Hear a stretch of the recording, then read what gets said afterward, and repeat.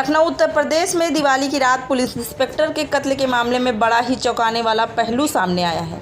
पता चला है कि यह कांड किसी और ने नहीं बल्कि इंस्पेक्टर के अपने साले ने ही किया था। इतना ही नहीं, लगभग 2 महीने पहले बनाए गए इस मास्टर प्लान में उनकी खुद की बीवी भी शामिल थी। एक हफ्ते के बाद पुलिस ने आरोपियों को गिरफ्तार करके रिमांड पर ले लिया है।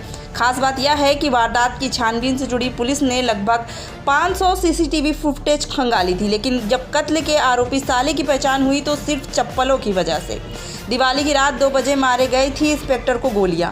बता दें कि प्रदेश के राजधानी नगर लखनऊ के मानस नगर में रविवार 12 नवंबर की रात प्रयागराज स्थित पीएससी की 4th बटालियन में तैनात इंस्पेक्टर सतीश कुमार सिंह की गोली मारकर हत्या कर दी गई थी।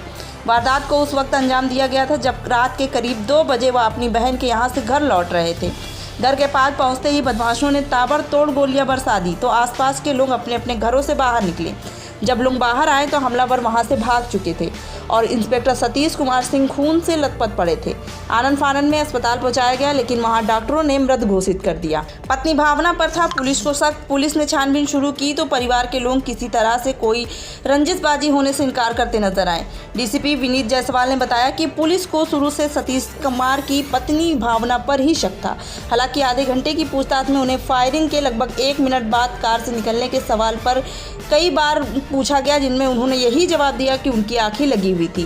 जैसे ही आंखें खुली और गाड़ी से बाहर निकली, काले कपड़े पहने एक युवक भागते हुए दिखाई दिया।